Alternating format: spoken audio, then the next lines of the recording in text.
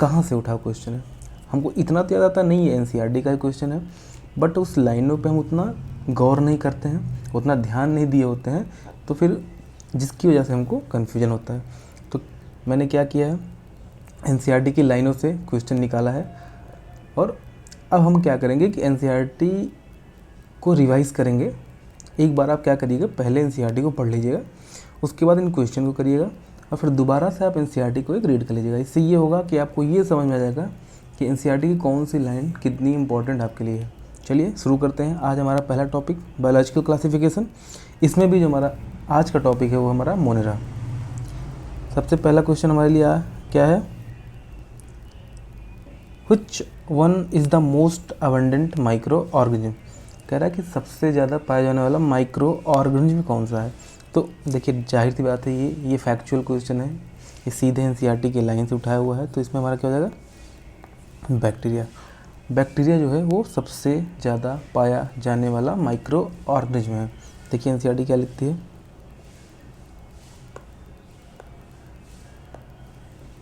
ये bacteria are the sole member of the kingdom Monera. तो kingdom Monera का जो सोल मेंबर है वो हमारे बैक्टीरिया हैं। अब ये देखिएगा, they are most abundant microorganism, ये सबसे ज़्यादा पाए जाने वाले माइक्रो ऑर्गेनिज्म हैं। तो देखिए हमारी पहली ही लाइन से हमको एक क्वेश्चन मिल चुका है। ठीक है, नेक्स्ट क्वेश्चन देखते हैं। Match the following according to the shape. देखिए ये क्वेश्चन वेरी इंपॉर्टेंट में है। ठीक है, क्यों, क्योंकि ये पहले भी पूछा जा चुका है, ये क्वेश्चन आपसे पहले भी पूछा जा चुका है, जिसमें आपका मैच द फॉलोइंग था। अब देखिए यहाँ पे आपको दे रखा है, तो वो ध्यान से अगर देखेंगे तो ये बैक्टीरिया हमारे जो हैं वो टोटल 4 शेप में होते हैं। ये देखिए सबसे लास्ट जो हमारा क्या है, विब्रियो, हम लोग कॉमा लगाते हैं ना, उस शेप का होता है ये। इसके पहले अगर तो फिर ठीक है, विब्रियो विब्रियो विब्रियो, एक ऑप्शन कैंसिल हुआ। इसके पहले आप आइए तो क्या हमारा ये है, देखिए स्पाइरल शेप है, तो ये हमारा क्या है, स्पाइरिला। बी की बात करें तो ये क्या है, रॉड शेप, जिसको बोलते हैं बैसली। ए हमारा क्या है, स्फेरिकल है, इसको बोलते हैं कॉकस। तो मैच कराएंगे, A coccus, B bacilli, C spirilla, D vibrio. Option number 1 हमारा जो है वो करेक्ट है। ये देखिए यहाँ पे एक पैराग्राफ दे रखा है, bacteria are the group under 4 categories based on their shape, the spherical coccus, फिर आपका रॉड से बैसिलस, द कॉमा से विब्रियो, और स्पाइरल जो होता है हमारा स्पाइरिला हो। तो ये डायग्राम बने हुए हैं आपके नीचे, ये सेम डायग्राम उठा के यहाँ पे आपको क्वेश्चन पूछा हुआ है। तो ये आपको बहुत इंपॉर्टेंट है, ये दोबारा भी आ सकता है, तो इस क्वेश्चन को आपको बहुत ही अच्छे से देखना है, इसको इस चारों शेप आपको याद रखने हैं। आगे चले, which of the following statement is correct about the bacteria. तो बैक्टीरिया के लिए कौन सा स्टेटमेंट करेक्ट है, bacteria are simple in both structure and behaviour, bacteria are complex in structure as well behaviour, complex in structure but simple in behaviour, simple in structure but complex in behaviour. तो ये देखिए ये बहुत important question है, पहले भी आ चुका है। देखिए बैक्टीरिया की अगर बात करें तो बैक्टीरिया आपका क्या है, प्रोकैरियोटिक।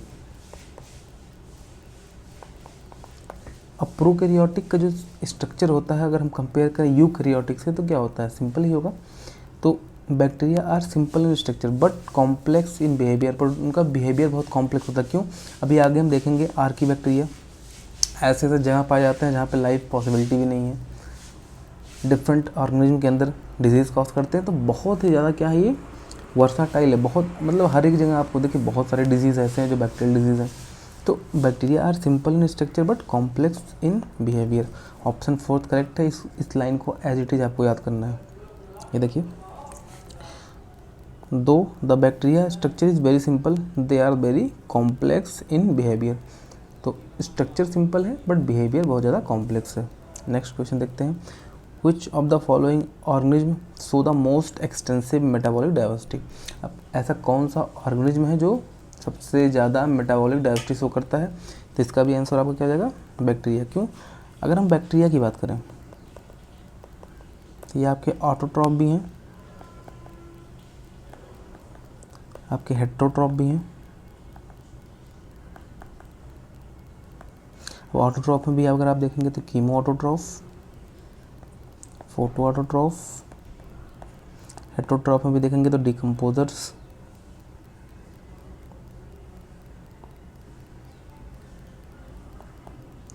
तो अगर आप बैक्टीरिया के अंदर देखेंगे तो बैक्टीरिया जो है each and every type of metabolic diversity show करता है। देख रहे हैं ऑटोट्रॉफिक भी है, कीमोट्रॉफ भी है, फोटो ऑटोट्रॉफ भी है, हेटरोट्रॉफ भी है। हेटरोट्रॉफ के अंदर बात करें डिकम्पोजर भी है, तो wide variety of the metabolism show करता है। देखिए एनसीईआरटी क्या लिख रही है, compare to the many other organism bacteria as a group shows the most extensive metabolic diversity. तो ये यहाँ से उठा हुआ क्वेश्चन है। आगे चलते हैं।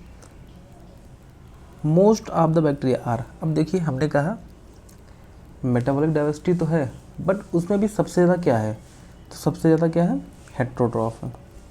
ऑटोट्रॉफिक आल्दो हैं, ऑटोट्रॉफ में कीमो ऑटोट्रॉफ भी हैं, आपके हेटरोट्रॉफ भी हैं, सॉरी कीमो ऑटोट्रॉफ भी हैं और फोटो ऑटोट्रॉफ भी हैं, बट मेजॉरिटी जो है वो क्या है, हेटरोट्रॉफिक है।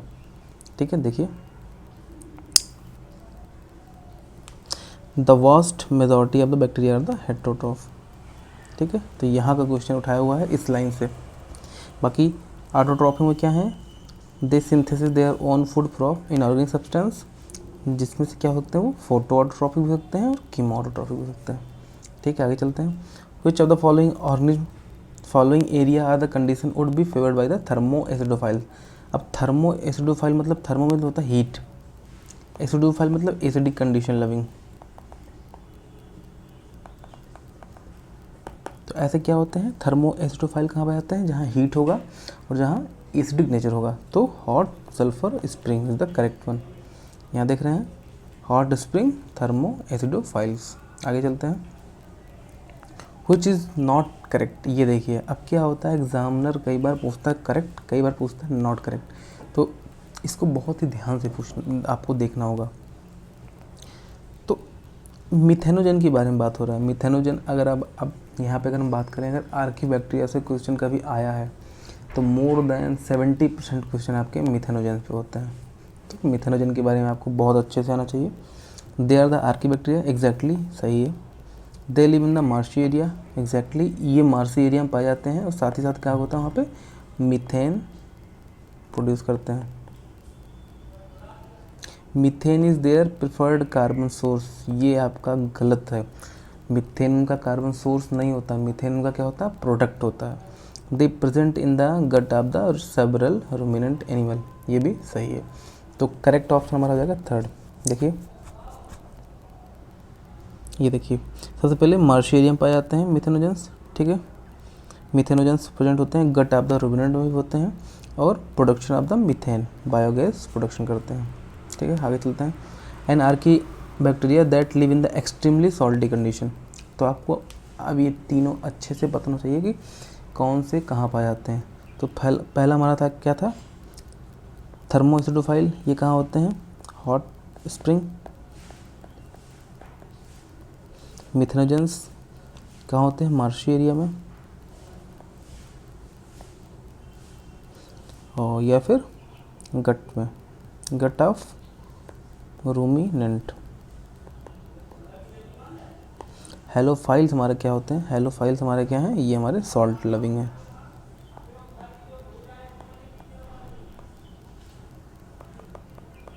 ठीक है, तो हमारा करेक्ट ऑप्शन क्या हो जाएगा, हेलोफाइल्स। देखिए यह होगा साल्टी कंडीशन, हेलोफाइल्स। आगे चलते हैं। यू बैक्टीरिया, तो ये सीधा क्वेश्चन है। यू बैक्टीरिया क्लासिफिकेशन आपको पता होना चाहिए कि यू बैक्टीरिया के अंदर हमारा क्या होता है, bacteria and blue green algae. ठीक है, यहाँ दिया हुआ है यू बैक्टीरिया और साइनो बैक्टीरिया। यू बैक्टीरिया के अंदर हमारे क्या होते हैं, ट्रू बैक्टीरिया, एंड उसी के अंदर हमारा साइनो बैक्टीरिया भी आता है। आगे चलते हैं। साइनो बैक्टीरिया क्या है, साइनो बैक्टीरिया जो होते हैं अगर बात करें तो यूनिसेलुलर भी सकते हैं, कॉलोनियल भी सकते हैं, फिलामेंटस भी सकते हैं।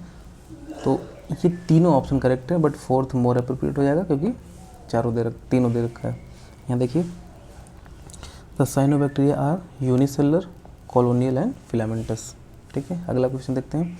ऑल यू बैक्टीरिया है, कह रहा है कि सारे यू बैक्टीरिया के अंदर क्या होते हैं, क्या सेल वॉल पाया जाता है, फ्लैजिला पाया जाता है, हेटेरोसिस्ट पाया जाता है, या ऑल ऑफ एबव। देखिए अगर बैक्टीरिया मोटाइल है तो उसके अंदर फ्लैजिला होगा, अगर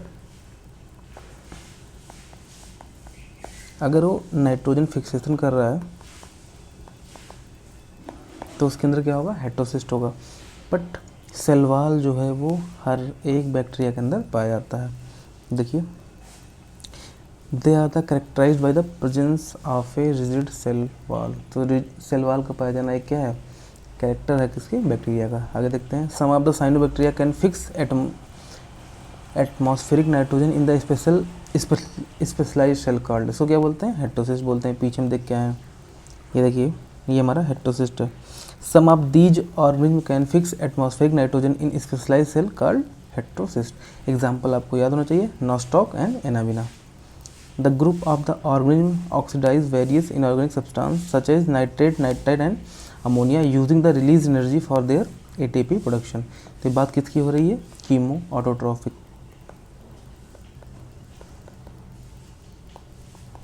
ये लोग क्या करते हैं, नाइट्रेट या नाइट्राइट को यूज़ करते हैं और उसको ऑक्सीडाइज करके अपनी एनर्जी बनाते हैं। तो कीमोसिंथेटिक ऑटोट्रॉफिक बैक्टीरिया, यहाँ देखिए chemosynthetic autotrophic bacteria oxidize various inorganic substances such as nitrate, nitrite and ammonia and use the release energy for their ATP production. They play a great role in recycling nutrients like nitrogen, phosphorus and iron and sulfur. Next question देखते हैं, cyanobacteria है। Cyanobacteria की बात करें तो क्या होगा, तो साइनोबैक्टीरिया के लिए आपको याद रखना है कि जो उसका क्लोरोफिल ए होता है वो प्लांट लाइक होता है। यहाँ देखिए, The cyanobacteria, also referred as blue-green algae, have the chlorophyll A similar to the green plant and then are photosynthetic autotroph। ठीक है, next question, the majority of bacteria. अब अभी पीछे देख के आए हैं कि मेजॉरिटी ऑफ बैक्टीरिया कैसे होते हैं, हेट्रोट्रॉफ, और हेट्रोट्रॉफ की भी बात करें तो डिकम्पोजर होते हैं। ये देखिए, heterotrophic bacteria are the most abundant in the nature, the majority of the important decomposer. आगे देखिए, बैक्टीरिया पार्टिसिपेट इन, ठीक है, many industrial and commercial process, बिल्कुल सही है। इंडस्ट्रियल एंड कमर्शियल प्रोसेस की बात करें तो जैसे हम कर्ड बनाते हैं और हम पेंसिलिन या यूँ करें एंटीबायोटिक में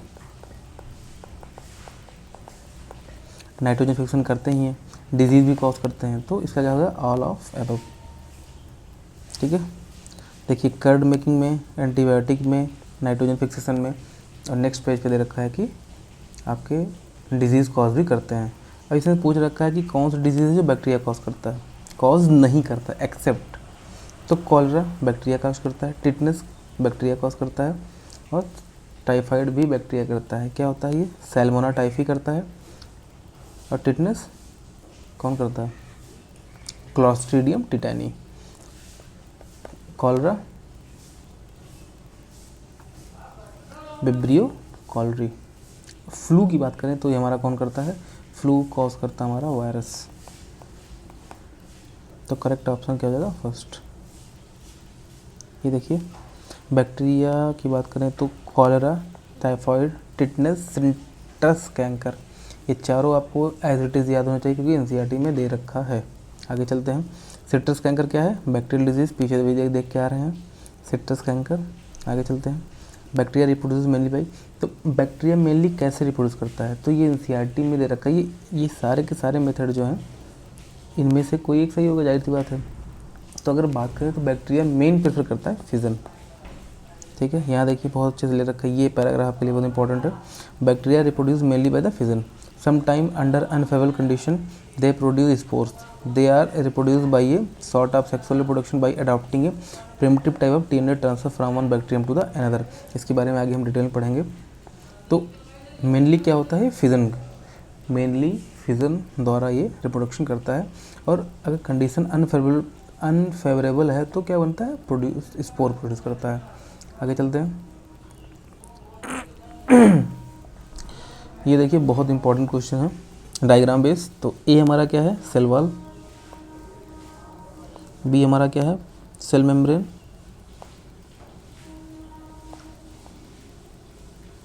डी हमारा क्या है, डीएनए, क्योंकि ये प्रोकैरियोटिक है तो यहाँ पर न्यूक्लियर मेम्ब्रेन या ऐसे कुछ चीज़ नहीं दिख रही है। डी की बात करें, डी हमारा क्या, हेटेरोसिस्ट। ई हमारा क्या है, mucilaginous sheath.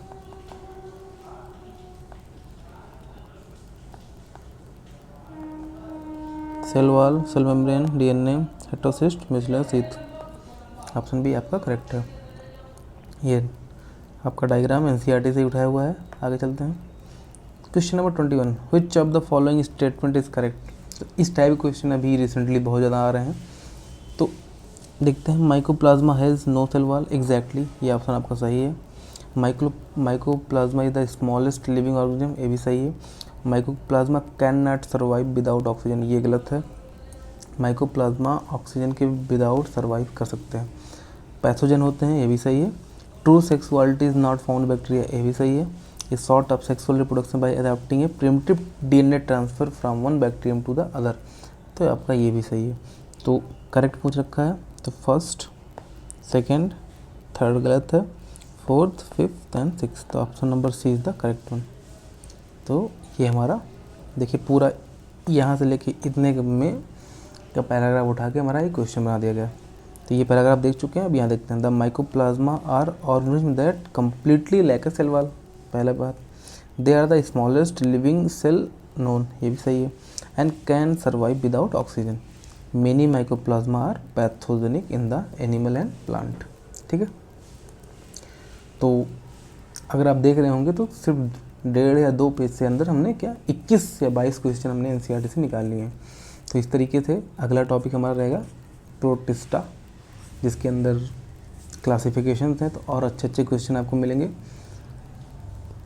Like, share, subscribe कर दीजिए। अगर अच्छा लगा हो या कोई भी सजेशन अगर आपके पास हो तो आप कमेंट कर दीजिएगा। Thank you.